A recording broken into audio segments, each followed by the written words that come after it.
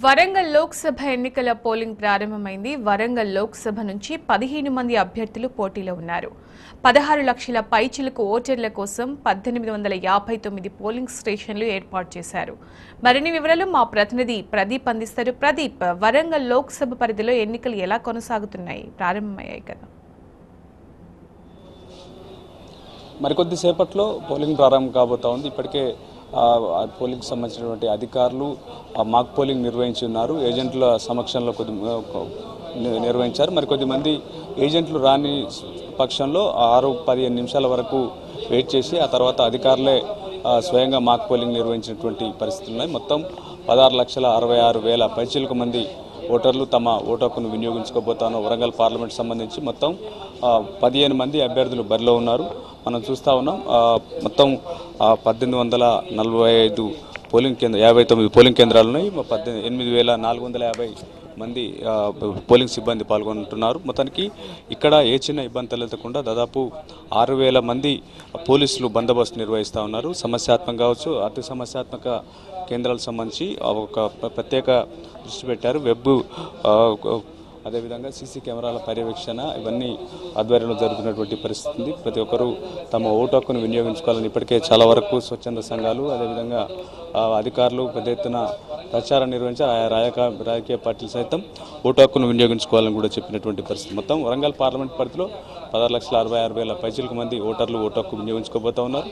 మొత్తం 12 ఐడి కార్డులు ఓటర్స్తో పాటు 12 ఐడి కార్డులను చూపించాలని కూడా చెప్పినటువంటి నేపథ్యం. అందుకే పెద్ద ఎత్తున తమ ఓటు హక్కును వినియోగించుకొని ఇప్పటికే మనం చూస్తూ ఉన్నాం. ఇక్కడ కొద్దిమంది వచ్చి తమ ఓటు హక్కును వినియోగించుకోవడం కోసం క్యూ లైన్లో వేచి ఉన్నారు. మరికొద్ది క్షణాల్లో అధికారులు వీరిని ఓటింగ్ నమోదు చేసుకోవడం కోసం అనుమతి ఇవ్వబోతా ఉన్నారు. ఆ రకంగా ప్రతి ఒక్కరూ తమ ఓటు హక్కు వినియోగించుకోవాలని చెప్తున్నటువంటి నేపథ్యంలో ఇక్కడ కొద్దిమందిని మాట్లాడించే ప్రయత్నం. ఏం చెప్పాల్సుకున్నారు ఈ ఓటింగ్ సంబంధించి? అందరూ అధిక సంఖ్యలో వచ్చి ఓట్లు పాల్గొనాలని కోరుకుంటున్నా. పొద్దున్న రండి, ఎండకు ఇబ్బంది పడే బదులు. అందుకనే పొద్దున్నే వచ్చాను నేను. ఫస్ట్ మొదటి ఓటు వేద్దామని.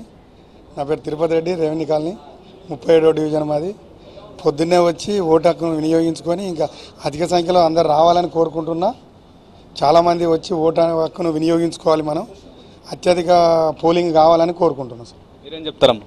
మేమండి అందరూ ఓటు వినియోగించుకోవాలి. పొద్దుగాల రావాలి, అందరూ వేయాలండి. ఓటు ఎక్కువ మెజార్టీతో గెలిపియాలి. ఓటు వేయకుండా కూడా లేనట్టు లెక్క ఉంటుంది. కాబట్టి ఫస్ట్ ఓటు వేయాలని పొద్దున్నే వచ్చామండి. మీరేం చెప్తారండి?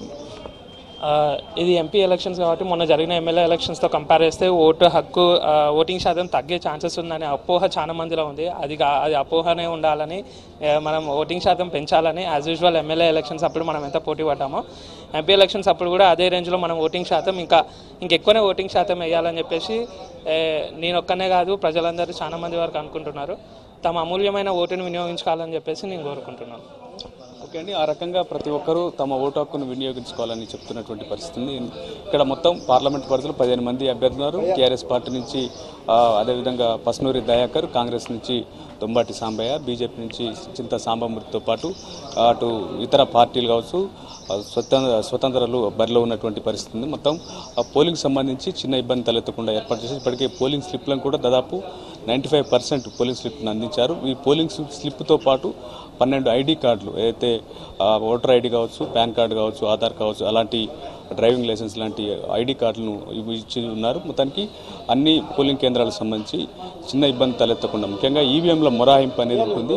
ఈ ఈవీఎంల మొరాయింపుకు సంబంధించి ఏమైనా టెక్నికల్ ఇష్యూస్ వస్తే తక్షణమే పరిష్కరించేలా అక్కడ ఆల్టర్నేటివ్ ఈవీఎంస్ ఏర్పాటు చేయడం ఒకటి. రెండోది ఇంజనీర్లను కూడా అందుబాటులో ఉంచారు.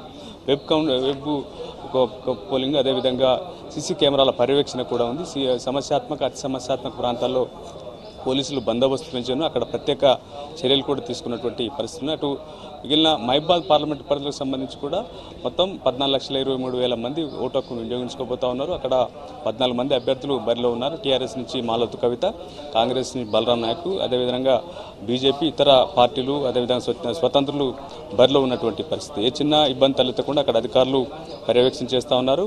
ముఖ్యంగా మహబూబాబాద్ సంబంధించి మహబూబాబాద్, డోర్నకల్, నర్సంపేట నియోజకవర్గాల్లో 7 నుంచి 5 గంటల వరకు పోలింగ్ ఉండబోతా ఉంది. మిగిలిన 4 నియోజకవర్గాలు ములుగు, భద్రాచలం, పినపాక, ఇల్లెందు నియోజకవర్గాల్లో 7 నుంచి 4 గంటల వరకు పోలింగ్ ఉండబోతా ఉంది. అక్కడ సమస్యాత్మక ప్రాంతాలు, అతి సమస్యాత్మక ప్రాంతాలకు సంబంధించి కూడా ప్రత్యేక చర్యలు తీసుకున్నటువంటి పరిస్థితులు కూడా ఉన్నాయి. మొత్తానికి అటు మహబూబాబాద్ సంబంధించి కావచ్చు, ఇటు వరంగల్ పార్లమెంట్ సంబంధించి కావచ్చు చిన్న ఇబ్బంది తలెత్తకుండా ముందుగా ఏర్పాటు చేసినారు. టెక్నికల్ ఇష్యూస్ ఏమైనా వస్తే తక్షణం స్పందించేలా చర్యలు తీసుకునేటట్టు ఇంజనీర్లు, మరోవైపు ఆల్టర్నేటివ్ యూనియన్స్ కూడా ఏర్పాటు చేసినటువంటి పరిస్థితులు ఉన్నాయి.